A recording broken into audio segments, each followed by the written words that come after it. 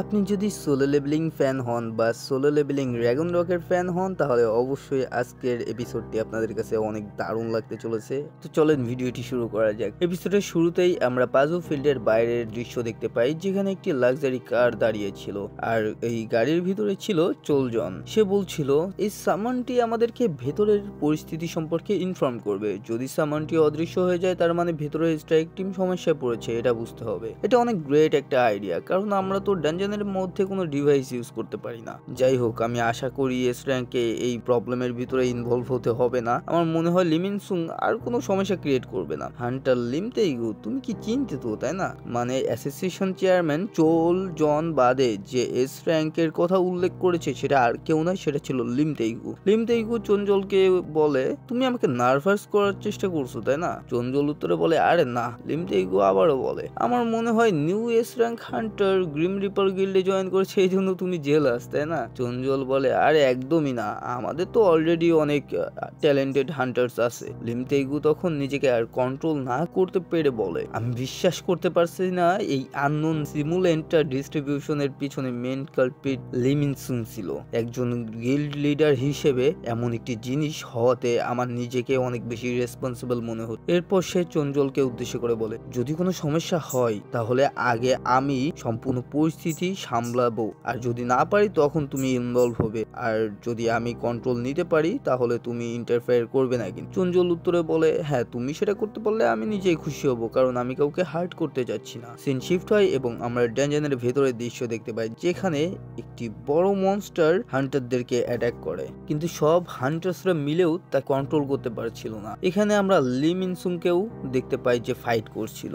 লিমিনসুং কিন্তু ফাইট করার মতো পারসন না, বাট যেহেতু সে এখন অ্যাপটেলের কন্ট্রোলে আছে, অ্যাপটেল তাকে যা অর্ডার করবে সে কিন্তু সেটাই করবে, আর এই জন্যই হয়তো ও ফাইট করতেছে। যাই হোক, আমরা হান্টার মিহুকে দেখতে পাই, যে পেছনে খেয়াল করে দেখে new S rank hunter Park Dojin মানে আমাদের অ্যাপটেল ফাইট করছে না, সে দাঁড়িয়ে আছে। এটা দেখে সে একটু রেগে মনে মনে বলে, সে একজন এস র্যাঙ্ক হওয়ার মতো অ্যাক্টিং করছে, বাকি সবাইকে কাজ করতে দিয়ে নিজে দাঁড়িয়ে আছে। দেখো, কমপক্ষে আমরা তো তার সিনিয়র তাই না? এছাড়াও আমি জানি না এখানে কি হচ্ছে। যখন থেকে আমরা বস রুমে এসে ঢুকেছি লিমিনসুং অনেক ভালো ফাইট করছে। অ্যাপস্টল তখন ভাবে, যদিও স্টারডাস্ট বি র্যাঙ্ক কিংবা তার উপরের হান্টারদের উপর কাজ করে না, কিন্তু স্টার ফ্র্যাগমেন্টস যেটা স্টারডাস্ট থেকেই কনডেন্স করা, সেটা তাদেরকে অ্যাডভান্স করতে পারে এবং এ র্যাঙ্ক পর্যায়ে নিয়ে যেতে পারে। তখন আমরা লিমিনসুংকে দেখতে পাই যে একাই সেই বড় মনস্টারটির অবস্থা অনেক বেশি খারাপ করে ফেলেছে, যা দেখে মিহো অনেক বেশি শকড হয়ে যায়।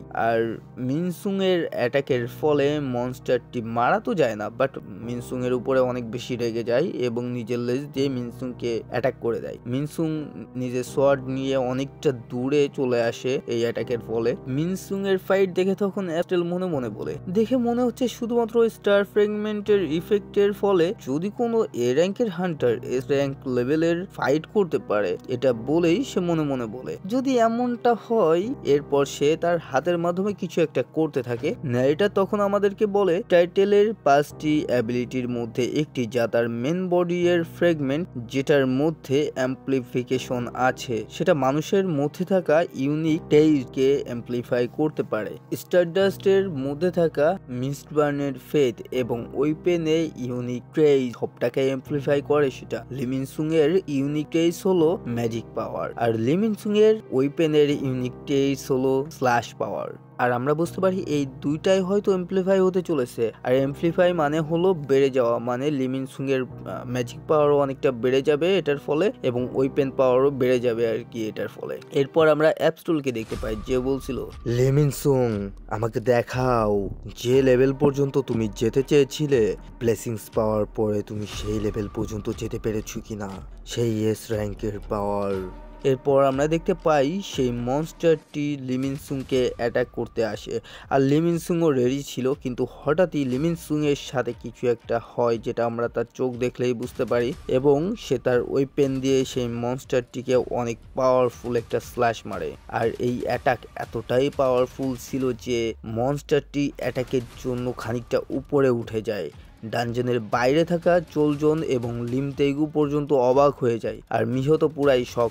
মনস্টারটিকে শেষ করার পরে লেমিনসুং অ্যাপস্টেলের দিকে যাচ্ছিল, আর অ্যাপস্টেলকে ক্রস করার পরপরই অ্যাপস্টেল মনে মনে বলে এই র্যাঙ্ক বা তার উপরের র্যাঙ্কে এমপ্লিফিকেশন দিলে তারা অনেক বেশি পাওয়ারফুল হতে পারে। আর কিছু সময়ের জন্য লিমিনসুং একজন এস র্যাঙ্কের পাওয়ার পেয়েছিল, তার সব এমপ্লিফিকেশন অলরেডি মনে হয় শেষ হয়ে গিয়েছে। এরপর সে লিমিনসুংকে উদ্দেশ্য করে বলে, কি আফসোস লিমিনসুং, মনে হচ্ছে তুমি এস র্যাঙ্কের পাওয়ার কন্ট্রোল করার জন্য পারফেক্ট ভেসেল নাও। আর এটা শুনে লিমিনসুং এর ভেতরে কিছু একটা হতে থাকে। অন্যদিকে আমরা মিহোকে দেখতে পাই যে এখনো পর্যন্ত সেই অ্যাটাকটা নিয়েই পড়েছিল, মানে অ্যাটাকের জায়গাটা দেখতেছিল আর ভাবতেছিল একজন এ র্যাঙ্কের হান্টার কিভাবে এত পাওয়ারফুল অ্যাটাক পারফর্ম করতে পারে, এটা তো কখনো সম্ভবই না। স্টারডাস্ট তো হাই র্যাঙ্কের হান্টারদের উপর ইফেক্ট করে না, তাহলে কি স্টারডাস্ট ছাড়াও অন্য কোনো সিমিলার আছে যেটা এটার মতোই কাজ করে? কিন্তু তখনই মিহো খেয়াল করে লিমিনসুং অলরেডি পার্ক ডোনজি বা অ্যাপস্টেলের বুকের মধ্যে দিয়ে তার ওয়েপেনটি ঢুকিয়ে দিয়েছে। মিনসুং তখন অ্যাপস্টেলকে বলে, আমি তোমাকে বলেছিলাম না যে তোমার মতো কেউ আমাকে ব্রেন ওয়াশ করতে পারবে না। তুমি আমাকে যে কার্স পাওয়ার দিয়েছো সেটা আমি অনেক ভালোভাবেই ব্যবহার করব। এটা বলেই সে অ্যাপস্টেলকে নিচে ফেলে দেয়। মিহো তখন জোরে চিল্লিয়ে বলে, মিনসুং তুমি কিভাবে নিজের টিমমেটের উপরে অ্যাটাক করতে পারো? তুমি কি সেই ড্রাগস নিয়ে পাগল হয়ে গেছো নাকি? মিনসুং তখন বলে, শেষ পর্যন্ত সবকিছু এইভাবেই পাল্টে যাবে? মিনসুং তখন অনেক মানুষের ভয়েস শুনতে পাচ্ছিল। মিনসুং ভাবে হান্টার অ্যাসোসিয়েশনের কথায় বাইরে দুইজন এস র্যাঙ্কের হান্টারও অপেক্ষা করছে। যদি আমি এখান থেকে দ্রুত বের হতে না পারি তাহলে কিছুই আমি করতে পারবো না, সবকিছুই আমার হাতের নাগালের বাইরে চলে যাবে। আমাকে দ্রুত এখান থেকে পালাতে হবে। আর তখনই মিহো সবাইকে অর্ডার করে মিনসুংকে যাতে বের হতে না দেওয়া হয়। বাট মিনসুং তখন রেজ মোডে গিয়ে বলে, মরতে না চাইলে আমার রাস্তা থেকে সরে যাও তোমরা। আর এটা বলেই মিনসুং অনেক ফাস্ট সেখান থেকে পালাতে থাকে। আর মিনসুং এখানে এতটাই ফাস্ট ছিল যে কেউ কিছু দেখতেও পায় না। মিহো জলদি এখানে থাকা সেই সামানারকে বলে, কি দেখছো কি, তুমি দ্রুত বাইরে থাকা এস র্যাঙ্ক হান্টারদেরকে সিগন্যাল দাও। বাট মিহো তখন খেয়াল করে অ্যাপস্টল তার পিছনে দাঁড়িয়ে পড়েছে। অ্যাপস্টল উঠে তার ক্ষতস্থানটি ধরে বলে, তাহলে যতক্ষণ তাদের কাছে একটি স্ট্রং মাইন্ড থাকে ততক্ষণ তারা মিস্টবার্নের পাওয়ার ওভারকাম করতে পারে, তাই তো? এটা অনেক ভালো একটা ডাটা। মিহো তখন অ্যাপস্টলকে উদ্দেশ্য করে বলে, হান্টার পার্ক আপনি এখনো বেঁচে আছেন কিভাবে?